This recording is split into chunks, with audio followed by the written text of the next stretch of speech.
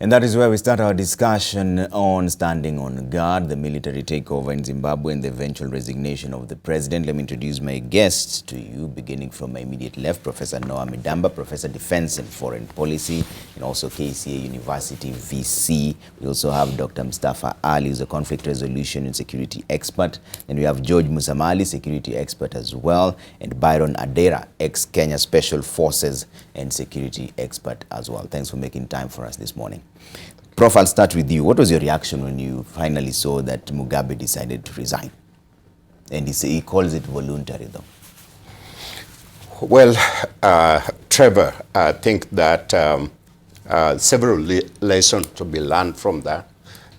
First of all, I was relieved that he left the office without being humiliated, either by the military or through parliamentary procedure.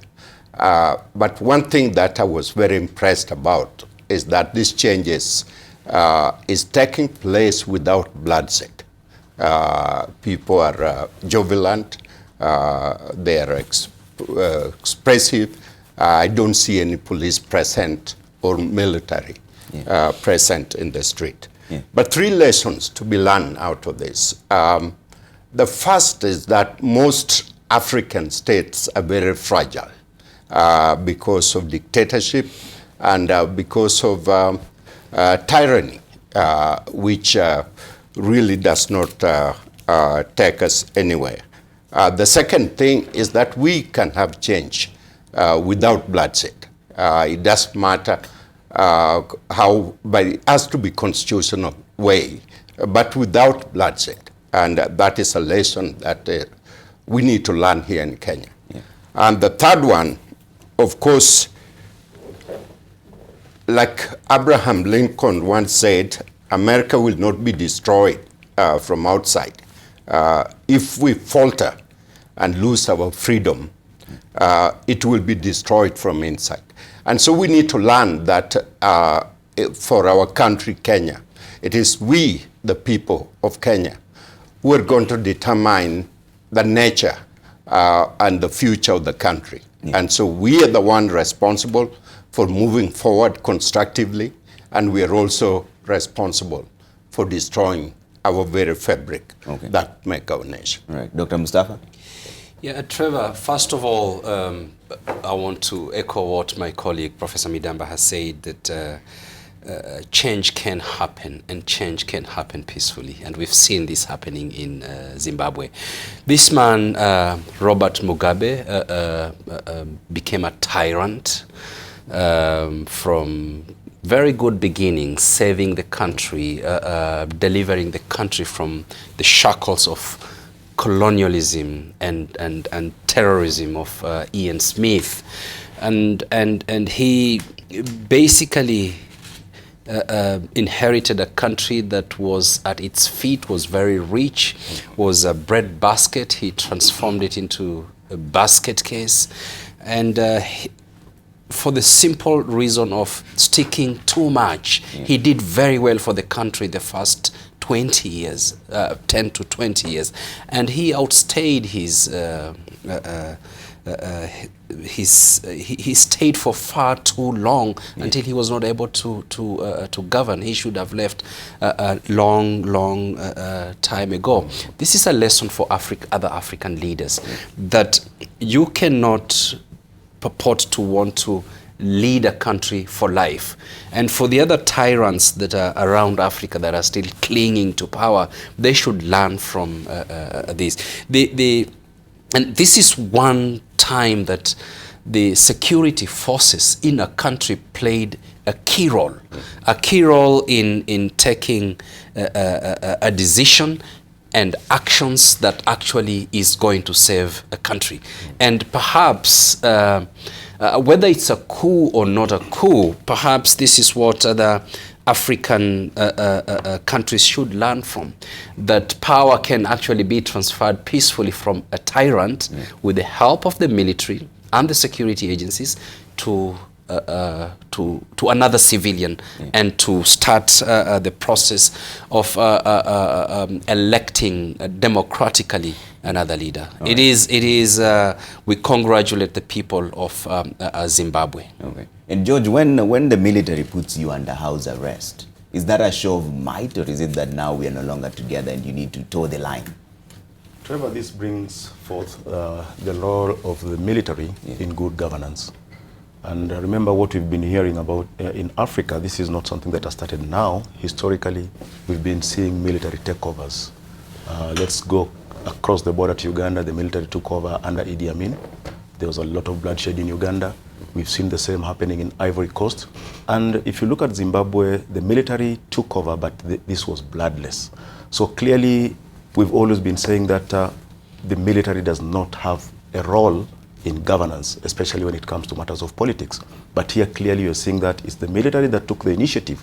They saw that the country was going to the dogs, and they decided now it's high time we stamped our authority in this country, because at the end of the day, if anything goes wrong, it will always be the security agencies that will be blamed. So I think that initiative that was taken by the Zimbabwean military, who looked very non-partisan in this, because they were doing this for the good of the country, is something that should be emulated by other countries in Africa.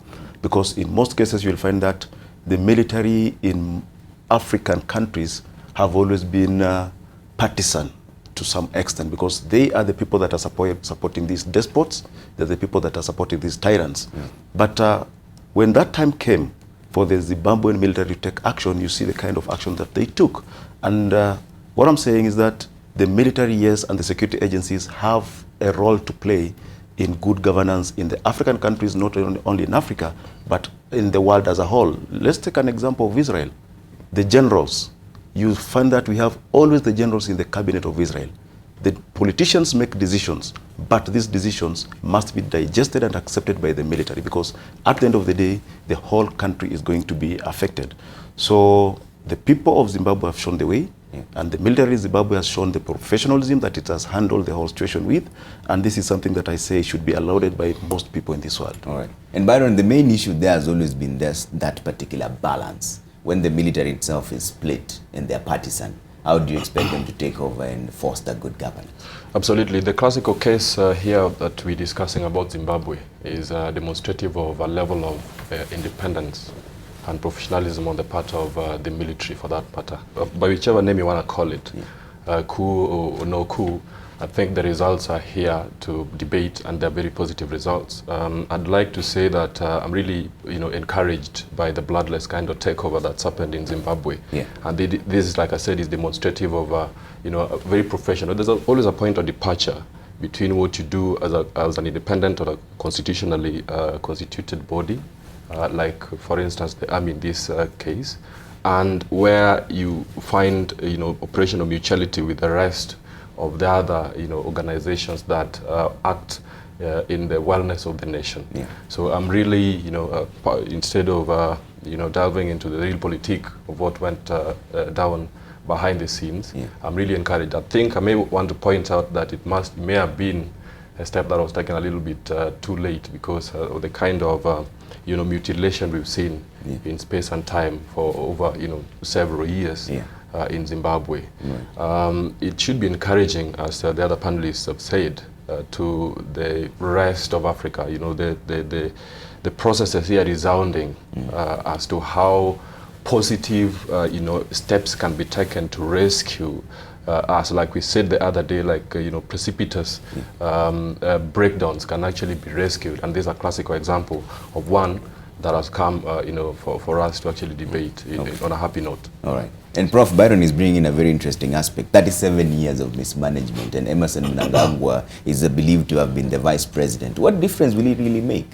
Because many people are wondering, what should Zimbabwe focus on right now? There's the economic aspect, there's the social aspect, there's the political issue, and 37 years of mismanagement. How do you claw back that to gain traction as a country? Well, Trevor, he was not in charge. He was the second in command. The president is in charge. And so one thing that I don't want to do is to judge him unless he sit on that big chair, and that is now in charge of the country. He may surprise us, or he may be the tyranny that we're reading about. But he needs to, like every Zimbabwean, need to have the opportunity to do what he needs to do. Yeah. And there is one thing that we are not talked about here, and that is most military people all over Africa, the experience we have had in the last 50 years is once they take over, a military person step in. We've seen it all over Africa. And this is the first time we are seeing a commitment to quickly return to civilian government. And whatever it is, this is a lesson for the entire continent. Yeah. And Dr. Mustafa, this is for the first time I was also seeing people taking pictures with the military and people were jubilated and happy. You don't see such scenes very often. And is it that we have painted our military to seem a particular way, or is it possible that they too can stand up and people will be giving them their children to take pictures with? I was watching this yesterday live and it was happening all over. Trevor, the military too can act positively. Yeah. In this case, it has. In most countries, the military do a superb job within their constitutionally mandated limits. In this case, the military really, by the constitution, didn't have to do that. It is the work of politicians. But the politicians seems to have been overwhelmed by Mugabe, and the first lady, was she now the vice president, and everybody was fearing because of the tyrannical leadership of Mugabe, and here the military comes in and saves the day, and rightfully so. If African Union is going to call it a coup, or whoever is going to call it a coup, I think everybody will be against that body that is going to call it a coup, because the military became very pragmatic in this sense. In other cases, what the military has done is, because they want power, they go and take out a sitting president. And that is wrong. And they end up killing. So they are after power. These guys, the military in Zimbabwe was not after power. They wanted, they fought for independence, and they really wanted to see this country moving forward. The point here, you said earlier, 37 years of mismanagement. Well, it's not. Mugabe started very well. Mugabe, in fact, in the first 10 years, Mugabe transformed the country even further. Mugabe stood up to the colonialists and some Western institutions which were okay to have the status quo of the whites who had terrorized Africans to continue you know, with the economic slavery, so to speak, in Zimbabwe. Mugabe saved the situation, and he really play hardball even with the British to make sure that some of the lands that were taken forcefully by the white colonialists were actually returned or were bought off and redistributed to the blacks. When President Ali Hassan Mwinyi came to power in the mid-80s in Tanzania, he inherited a country that was bankrupt. He went to Zimbabwe, he went to Mugabe. Mugabe actually gave him $10 million and told Ali Hassan Mwinyi, I'm giving you this for free. Go and start rebuilding your country. Mugabe played a very big role even in the in fighting apartheid South Africa and the other countries that were still under the yoke of colonialism. Mugabe faltered in the last 17 years. And that is really where Mugabe lost his step and took the country to where it is today. But all said and done, Trevor, it will be very easy to rebuild Zimbabwe. The buildings are intact, the infrastructure are intact. It's not like Somalia, where everything has been destroyed. The roads are there, although they've not been built, the infrastructure have not been upgraded over a very long period of time, but it is still there. Whoever is going to take over Zimbabwe will need 5 to 10 years to turn around that country if that leader is smart. All right, so it is actually possible to do it. Yes. All right. And George, the issue here is the image of the military, because for the first time I was seeing a very conducive environment for people to interact with the military, and they were taking pictures. Is it that we have created an image of our own military, but that wherever they go, it's just havoc, and most of the time they're just locked in the barracks because nobody wants to let them out. Is it an image issue, or is it just perception? I believe what we've seen in Zimbabwe is that in most cases people fear the military. Yeah. And if you look at what has been happening in Zimbabwe for the last 37 years, Mugabe has been there. We've seen what happened between Mugabe and Morgan Shivangarai. He was being clobbered on the streets by the police. Yet we saw a military that never got on the street to demonstrate that they actually can have a hold on power in Zimbabwe. So this is the first time that the people of Zimbabwe are actually seeing the military on the streets playing a civic role. It has never happened before, and as Byron put it here, it brings into question the independence of the military. And remember, for these 37 years that Mugabe has been in power, the perception has always been that he's having the support of the military. And the same military now, to get out of the barracks, come out and tell him, please, you resign peacefully because this country needs to move forward. You've mismanaged the country and we need to bring in somebody else. My worry here now, Trevor, is who is this somebody else that is coming to take over from Mugabe? Because the same sycophants that were around Mugabe are the people that are now being handed over power. Are we going to see an opening of democratic space in Zimbabwe, or we're just going to see the same tyranny being extended by his sycophants that are now taking over, that have now been given power by the military? So it's important to look ahead and see what actually is going to happen, what the politicians in Zimbabwe are going to do. Are they going now to hold fresh and credible elections, or are they going to cling to power the same way Mugabe did in the 37 years that he was in office? And I think what the military has done, the role of the military has now ended. They should go back to the barracks and let the politicians handle the political situation in Zimbabwe. And the taking of pictures shows the excitement of people in Zimbabwe. Unlike in Kenya, where people fear the military. And I think the face of the military in Kenya has always been negative. For example, if you go to places like Mount Elgon right now and tell the people that they can take pictures with the members of the military, they tell you no, because of what they went through during the operation in Mount Elgon. The same if you go to northeastern Kenya, people are not very happy when dealing with the military because of the kind of image that has come out from the military while they conduct their operations. I think the Zimbabwean military has shown a very positive face of the military, and this is something that should be emulated by other militaries in the continent of Africa. You are there to serve the people, and the people should be comfortable dealing with you. Okay, I want us to wrap up this conversation about Zimbabwe and go into Nigeria, but Byron, I'll give you the final chance on this. And were you ever concerned about the image during the time when you were at the special forces, or did you just move in, do your job and go home? It's always a going concern. War fighting involves a lot of things, but you know, particular to this, it's the winning of hearts and minds of the people. What we saw in Zimbabwe is demonstrative of a force that is earned public respect, which in other words you can call the national will, which is the feeling of the people and the orientation towards whatever is being crafted by the country in terms of strategies and policies or governance for that matter.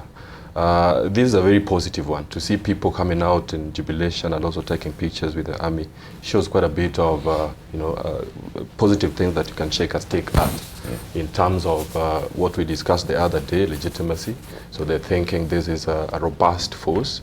They're not interested in anything that's outside the confines of what they're supposed to deal with, and that builds that kind of happy feeling even from the populace. And it's very important and should be not just by the militaries but even the police forces that gain a lot from that national will. You do not fight the ills of the society in isolation. It affects the people and the people that you have to serve at the end of the day. In terms of even intelligence, it's the people that should be feeling very comfortable to go out there and share what they have that would actually support your work. So in my life, I mean in the army and in every other operator's life, it's always a going concern to preserve that very important and critical piece, which is the hearts and minds of the people. All right.